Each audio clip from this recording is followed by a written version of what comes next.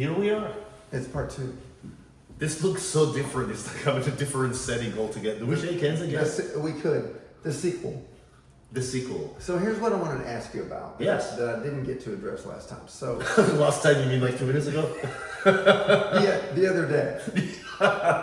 So I saw this thing on social media this morning, and it's this guy who's a well-known musicologist. Musicologist. Is that an occupation or just made up the word? It's an occupation. He knows a lot about music. Okay. So, and he'll remain nameless. So, the thing, he said, I'm going to play you something, and then I'll give you an explanation. So he goes, and there's a song comes on. It sounds like a pretty modern day pop song, acoustic based. I'm listening to it. Sounds fine, normal, something you might hear on the radio. And he says, what did you think of it? And he said, because if you really like this, we're in serious trouble. And he said, AI generated? Because I made this song just with a prompt to software. And I put in some parameters. I want it to be acoustic based. I want it to be the lyrics to be based on lost love, lost youth. I want a few more prompts. I want it to be a certain tempo, and the vocal would be a male with a high voice. And he said, I put in these prompts, and here's what came out. A pretty darn good sounding song. And he goes, the fact that you either couldn't tell it wasn't organic in any way, or you really liked it, there's no end to this. It could write a novel. Absolutely. It could produce an album. Why be creative? Jim, this podcast is AI. We could produce this through AI. You could. It will most likely be better because it will be just you and I images, and the rest will be done by the AI. Probably, yeah. And there'll be a lot less silliness, most likely there. Right. And limerick, is that the right word? Big word for an immigrant. That is a big word. But yeah, we are at the, they're probably in a human, let's go with 20th century. There were moments in the history where from that point on, history took a different road, right? 1904, 1905, biggest problem, or what perceived to be a problem in Manhattan, was horse manure. And people were tackling that, right? It's going to be a lot of manure. Cars came along, which still blows my mind. Not the car itself and the internal combustion engine, but imagine if I came to you and I said, listen, here's a car, here's a thing that will go, let's say, 20 miles per hour. Let's just come up with something, right? You would say, gasoline? Where are we going to get that? Well, we will have in the future, you'll have a container. The whole concept was so new. But anyway, so it took from horses to cars, right? Or bicycles to cars or whatever, but horses not primarily. And skipping forward, internet, nuclear power, internet. It changed the way humanity functions, connects, talks, lives, eats, buys. Right? There is one technology that I thought was going to change a lot. It hasn't yet. It's called blockchain. And most of the blockchain conversations, I would say 90%, not arbitrary number, happens around Bitcoin and other cryptocurrency, but the underpinning technology is capable of so much more that I thought in 2016, 17, 18, when it was coming up hot, I thought it was going to transform everything what we do. Currency. It did not. No, you see, currency is one aspect of it, but let me not go there just yet. If we have time, maybe we can talk about blockchain for a moment, but it did not. Internet, how much has changed, right? And now we have this AI. And it's here to stay, and it is changing, and it will change a lot more, right? Think about, I think you're old enough to remember early to mid 90s. Yeah, sure. Internet, Netscape browser, right? Yahoo or MSN disks. You remember MSN, AOL, and there was another one, I forgot the name. Anyway, it doesn't matter. Prodigy, what was it? Prodigy? You shove in a computer, and voila, you're in this, net, and the modem noise, the 14.4 or 28.8 for glamorous people, fast, and you load the site. Look, that and today internet, like two different things altogether, right? Yeah. You know, 20 years ago, if I came to and said, we're gonna do banking online, you would check me into lunatic stuff. But all of these things you're talking about save nuclear weaponry. I said nuclear power, but yeah, sure. Nuclear power overall beneficial to mankind. Absolutely. Okay, but some of this technology may not be beneficial in the long run. Well, and this is funny. You mentioned nuclear. I defended what I brought up about nuclear. It can be used for or against, right? So let's take three cases: nuclear, internet, and AI. Nuclear, you can have clean nuclear, or some people say nuclear energy. Right. It's cheaper, it's cleaner. Chernobyl can happen, 3 Mile Island scare can happen. I get that, but anything can happen, right? It's just but it's clean, cheaper. It's a good thing. Energy. Or nuclear bomb that can wipe out humanity in a blink of an eye. Bad thing. Bad thing. Internet. You could do, from health to banking to shopping to, or you could do hacking, drug selling, stalking, and you could do buying illegal weapons, illegal stuff. Right? AI nowadays, right? Creating a song via AI, is it a bad thing? An artist would say, yes, it's impeding on my creative talent. Another one would say, the two shoe salesmen traveling to a country and they both write home. One says, oh my God, this market is absolutely not for us, they don't wear shoes. And the other one sends a telegram, it's a story, home and saying, great opportunity, they have no idea what shoes are. Right? So it depends on how you look perspective. So in a perspective of, will AI take over some jobs? Absolutely, unequivocally. It's already have done so. Yeah. You can hear marketing, copywriting, RFP writing, response. So a lot of the textual-based things, not textual was the wrong word to use, content-based things. Content, But also I think sometimes the scare of how much it's going to replace may not be accurate. When photography came along, they said painting is dead, period. It's not dead. Let's agree on that. It may did photography cannibalize some of the market of painting? Absolutely. But back in the day, if you didn't have photography, if you want a family portrait, you need to have a painter. So AI can and will benefit humanity immensely. AI will also have the nuclear bomb side of it. Right. For sure. Right. Especially in the creative aspects where, it's going to be disappointing when someone writes the next great American novel, a classic, and then reveals after the fact, the author does, that the author is not actually a real person. Yeah. Not only that, but it was conceived and carried out through AI. It's going to happen. You realize that. What do we do with that? Well, what do we do with that is an interesting one, right? Because, AI, artificial intelligence, at this juncture, and I'm going to be careful with words because the next year it may change completely, it's not replacing human intelligence quite yet. Because it's based on all the intelligence so far, right? When did you first hear about it? I'm in technology, so okay. But I only heard about it. It became rather recently. Thing. If my memory serves me correctly, end of November 2022. That's when ChatGPT came along. Okay. That was the kind of it's like having internet for all, right? That's not even 3 years ago. No, it's not. So in the last 3 years. Well, yes. Where's it going to be in 20 years? Oh, 2, not 20, Don't. So AI, artificial intelligence, at this juncture, I don't think it's yet there to replace human intelligence.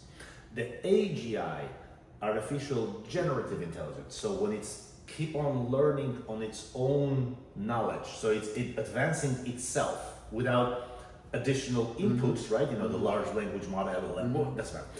It's what it does, it's now training itself based on the interactions, based on other inputs coming in. It's now making decisions.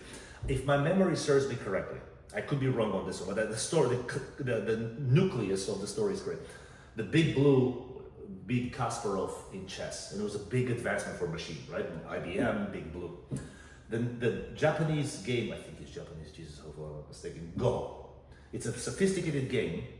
Unlike chess, there is no taking, well, but it's more around surrounding and choking the opponent. And the machine, machines, I think a machine was trained to play Go, and there was a remarkable moment when it made a move that no one understood that move because it was not taught. That move did not make sense, but it won the game. And there was that danger in double quotes, or the element of surprise. Like, how could it make that move? It was never trained. That move never existed. It learned. That's where not danger, but the area where we just don't know how much is going to learn and how it's going to manifest itself. We've been watching science fiction films regarding this, man versus machine, for decades. Sure. Going back to 2001: Space Odyssey. Space Odyssey. Okay, this was iRobot. Yeah, and mankind realizes that the machine is working against him. Yeah. And he says, "Stop doing that, machine." And the machine was like, "No, this is for your own good." Right. I don't think that we can beat the machine in chess anymore. I would say that's an So, accurate statement. and so if the machine is running the war, we can't beat it. So yes and no. Here where I would, and by the way, I'm not correcting you. I'm expressing another opinion. I would, not because I don't want to correct you. I would love to correct you. It's just I don't know because in a war, chess, even though there are unlimited number of moves in chess, but it's still a finite, 8x8 board, 16 pieces. It has boundaries around the rule of the game. Inside that, there are many moves, but it still has that limitation. Yeah. Where war, a battle, it opens up for other variables to come in and the decisions to be made on the spot that could be unorthodox, unexpected, surprising, and that could lean one way or the other. But I think the core of what you're saying is not inaccurate. If we train with the best of the knowledge that we have today, machine, with all the knowledge, you've read many books, I've read many books. What's our retention rate? Probably single digits. Small. Machine is 100%. Yeah. Right? Game over. Game over. Right then and there. Right. And could it write a book? Absolutely. Could it write a melody? Absolutely. Could it paint? Absolutely. But something new, it's still human prerogative. Until the generative AI, artificial generative, AGI, when it starts generating new things, right? So jazz music was created by humans. It did not exist before. It was just jazz, blues, pop, whatever, rap. Yeah. But if it didn't exist, machine today would not create. Right. Because it's a human mind that starts rapping to a music tune that like, what is he doing? What is she doing? But it's still our minds. But you're talking about the essence of creativity. Correct. Okay. Of a unique novel concept, which is the germ of creation, coming out. Da Vinci comes up with something. Finger of touching of God, right? Yeah, Touch of God. And he also designed what we know as the modern truss in the construction. Yes. Construction. Yes. This was something, he came up with something no one had ever thought of before. But once the machine is able to do that, once again, is this a benefit or is this not a benefit? And also, here's what we need to speak to. I think that learning institutions, from elementary school to high school to college, they're going to have to change with the times. Right now, they're saying, kids, you need to write this on your own. Yeah. Stay off the computer. Yeah. There's no chat GPT. Yeah. We'll be able to watch this. You know, it needs to be organic. You Right. need to come up with this. No, they're going to have to change. Yes. They're going to have to embrace the technology and say you can use the technology. You could, so having a calculator, let's go back a few years, a few decades, right? HP calculators with an enter function. It's still, you still are required to do the basic arithmetics and math in school. You could use a calculator. Did you say arithmetics? Yeah, is the wrong word? How would you say it? I've never heard that word. Okay, so let's table that. There's arithmetic. Of course, yes. Forgive me. And you know, words like that, Pythagorean, algebra, Yes. are Middle Eastern words. The Algebra. etymology of the word is there. Algebra, yes. Pythagoras. Algebra. When you Algebra. say it like that, I'm like, oh, Algebra. I get it. Yep. Yeah, lots of those Yep. those Yep. mathematical terms Absolutely. come from Yeah. the cradle. Yes. You know, which you were just outside of. I've been outside. I'm one of the fringes of I intelligence. mean, it's just so close to where things were happening. So education has to change, period. It has to. Even before AI has to change. I've had these conversations from so many angles, right? Because if you look somebody talented, Michael Jordan, he epitomized the best basketball, in my opinion. Some people may say some nuance. Right. He might have sucked at history. I'm not offending him. I'm saying he might have. Or chemistry, he might have gotten F, straight F. Does it make him a bad student? Right? Question mark. I'm not, this is kind of rhetorical. Do you know that word? It's a big word for me. I know it. So it's almost focusing on each student, which is complete utopia, on his or her talents. Right? Because you are an incredible musician. But let's say maybe, I don't know, so chemistry is not your forte. Does it make you a bad student? Well, yes, because your chemistry is F. Right. But your music is off the chart, right? You're like, oh no, let's just play with me. You're a Mozart level musician. So are you a bad student or not? Right? So I think that education system that was basically created by British Empire for people to know basic handwriting, writing, I should say. Reading, writing, and, basic math. And arithmetic, as you said. I love mathematics. We'll go with that. Well, I mean, they want a balanced, across the comprehensive. world, basic comprehension across the world. Then we started expanding, right? Trigonometry, chemistry, history, right? And it started expanding. But really, that's the core of the education. Even I catch myself when if my kid comes home and says, let's say, I got a B at, just name a subject, I have no idea, music. That was but music.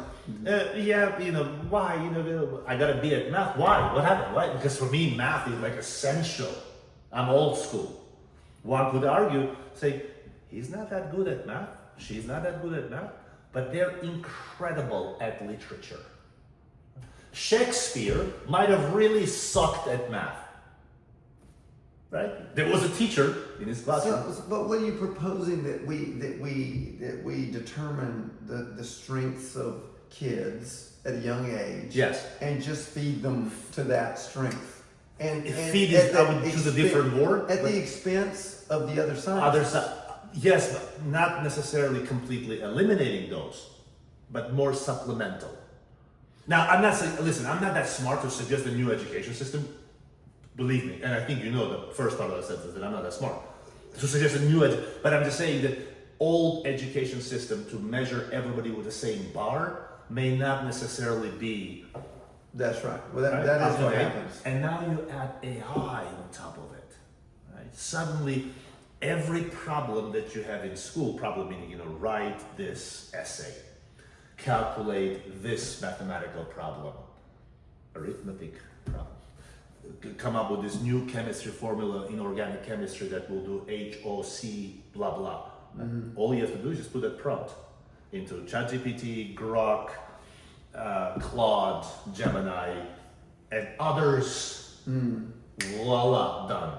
Right? So there needs to be some thinking around this on how to approach this, because to me, the problem with education and AI is not so much that the students will cheat. It's more around students' brains will rot or maybe not develop. Let me explain. I've been driving to your house now half a dozen times or more. I put it in a nav system and it gets me here. I don't remember how I get here. I mean, slightly embellishing, but I don't. Back in the day, that's fair. there'll be a map, or I would remember I'll take a right turn after the second stop sign on a Bethany, and then you take left on such and such. I don't know my daughter's phone Number. But do you remember your friends from childhood, their phone numbers? There are some that I do. I can rattle off about 10 phone numbers from 45 years ago, like this, with a name. You're talking about the old country? Yes. You had phones? I didn't even know that. Yes. But to your point, I just, because of technology, I don't need to know. Our brains are rotting. Okay. And I'm not insulting. I'm not using a bad. Maybe it's rotting is a bad word. We don't need to know how a combustion engine It works. works to anymore. drive. Listen, back in the day, You don't need to know. 93, we came to this country. My uncle had a, I think 1973 Buick, old one, beautiful machine. Winter, carburetor dies because there was too much gas pushing it. It wasn't even, it doesn't.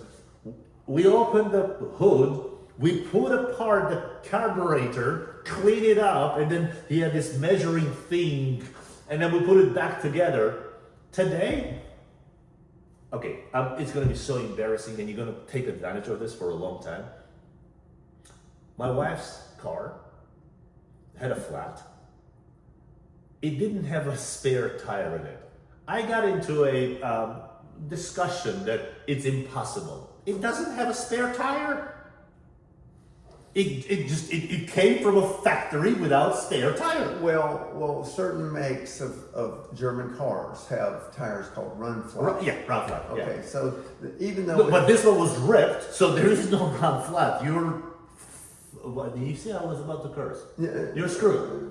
Yeah, exactly. There you go. But Now, you're self-governed. So sometimes some of the cars, especially German ones, Yeah. right, you open the hood, I don't even know where the battery is. So when I had a BMW, I remember opening the hood, not seeing it there. I said, I'm so stupid. Apparently it's in the back. In a Mercedes, it's under the driver's seat. There you go. So You can't. If you need to change the battery, you literally have to remove the the driver. seat has to come out. No. Thank For you, real. Thank you, engineers at Mercedes. Okay, why would you do that? And let me tell you, there's lots of things connected to the airbag. Yeah. So if you just start ripping stuff out and get that, and the good news is you got a new battery in. The bad news is you can't get the seat in. And if you do, the airbag won't. So why? Let me tell you, there are mysteries in this world, and that's one of them. I think, the cars now became a computer surrounded by a drivable body. Yeah. And I miss good old. If they could come up with cars, now rear view camera is awesome. But apart from that, Yeah. I could do the windows like this to open them. Yeah. Do you remember those days? Yeah.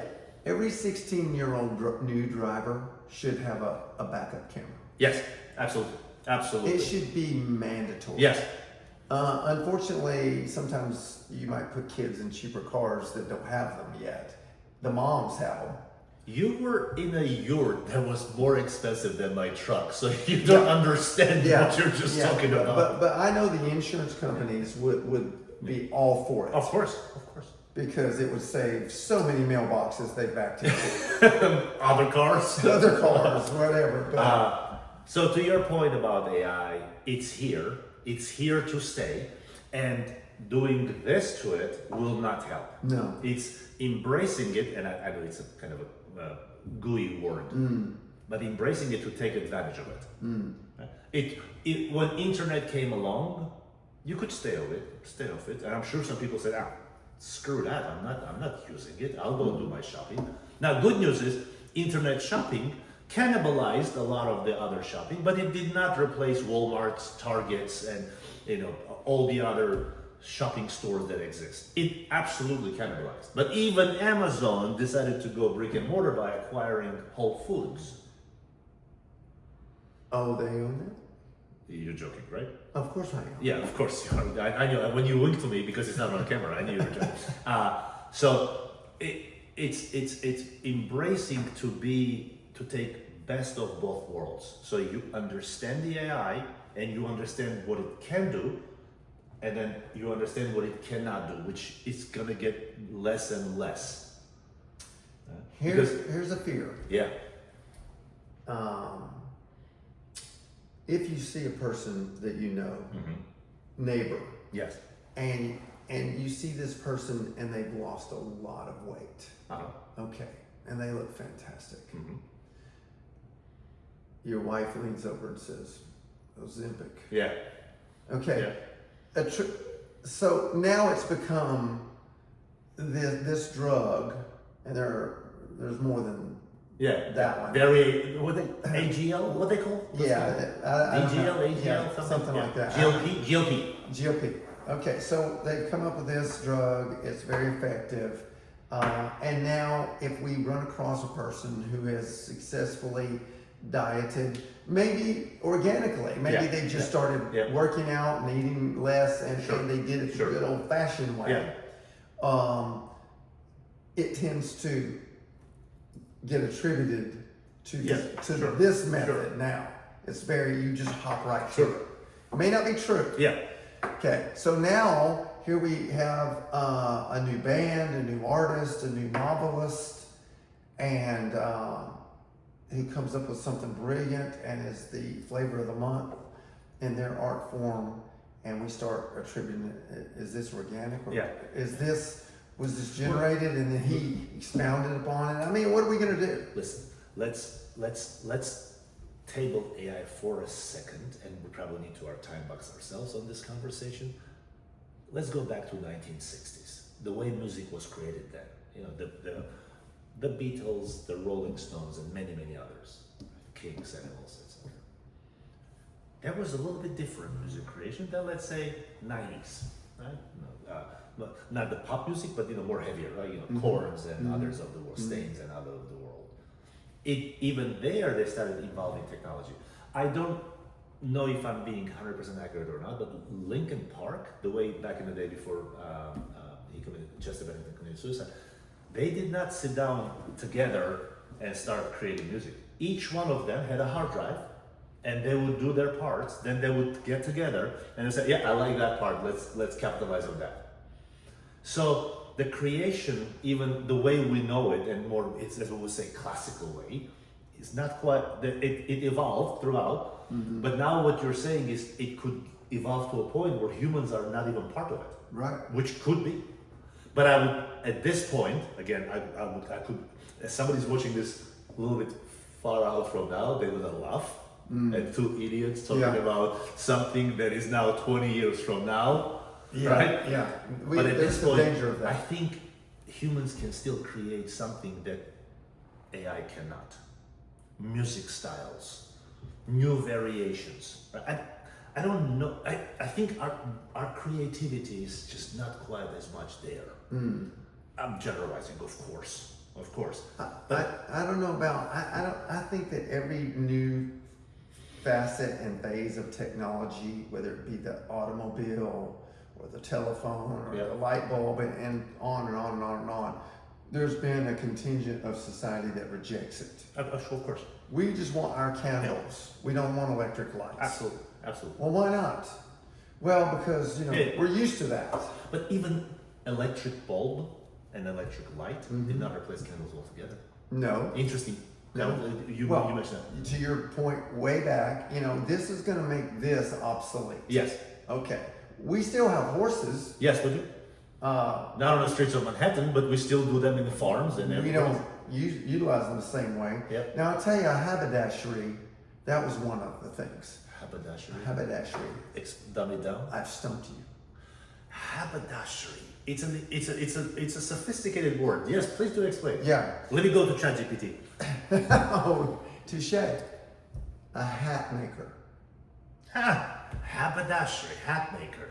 Yeah. When you were talking about horses, I was going to do ornithology, but then I said, I don't want to embarrass it. Were you embarrassed with haberdashery? And so in 1920, in New York City, every man had on a hat. Oh, 30, 40, 50. Yeah. Even 60s, you could say, like, Mad Men show, my favorite. Yeah. They still had that little, Everything.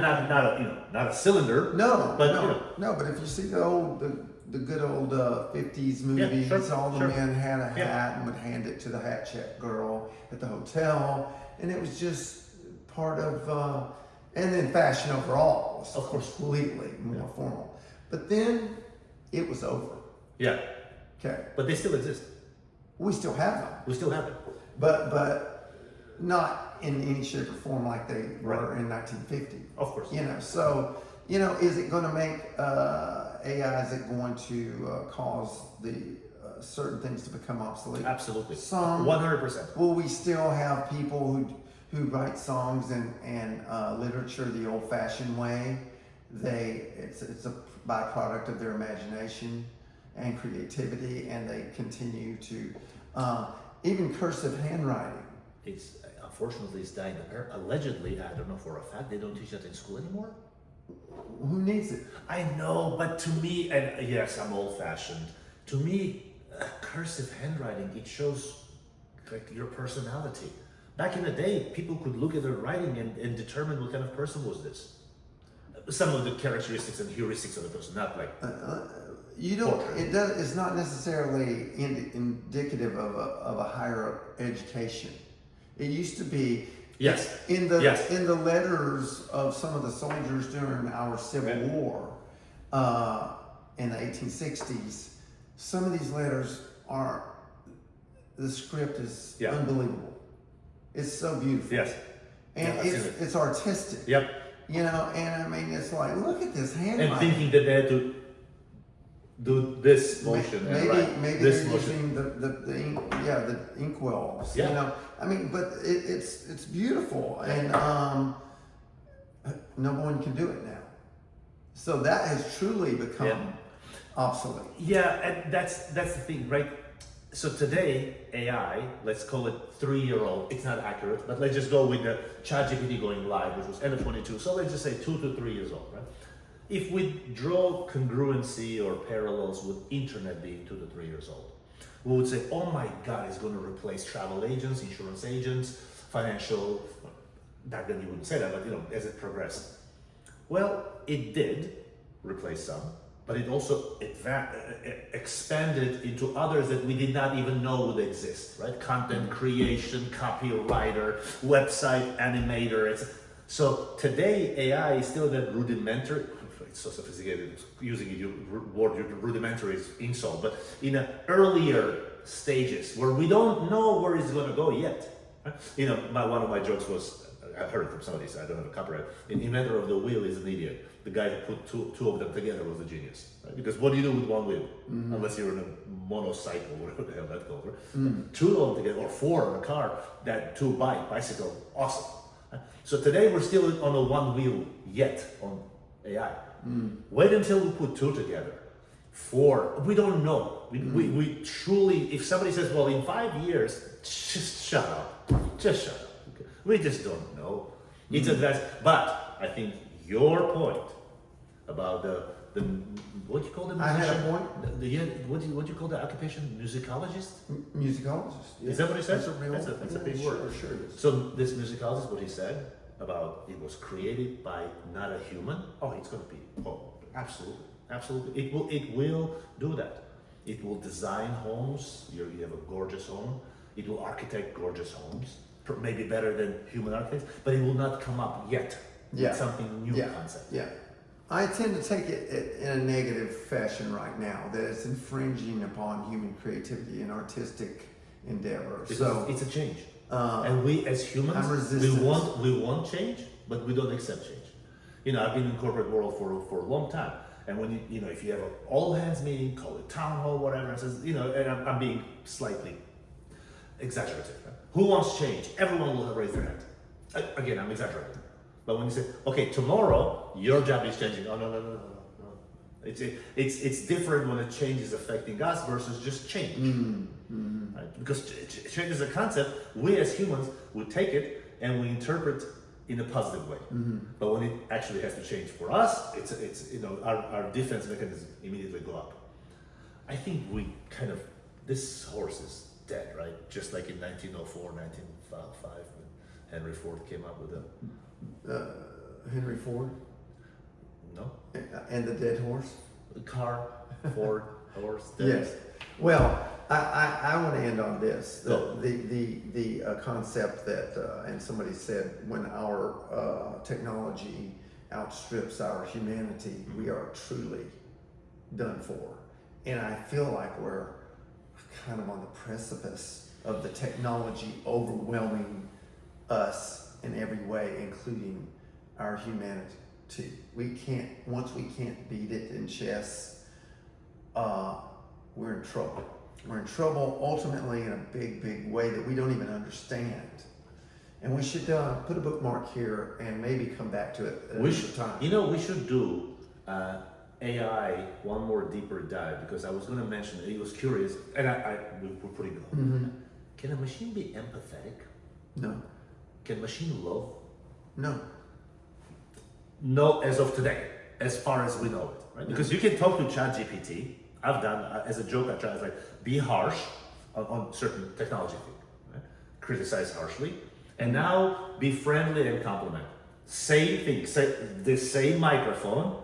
One would be, it's not working, it's shooting, and the other, this is the best thing. So it can adjust itself to your liking, but feelings, empathy, love, There's plenty of human beings who are incapable of those emotions, much less a machine. Sociopath and psychopath. Yeah, they're the nicest people. I'm gonna follow your lead and shut up. You didn't say shut up, Alex, but I think you strongly We put implied a that. bookmark right here. Thank you. See you on the next one. See you on the next one. All right.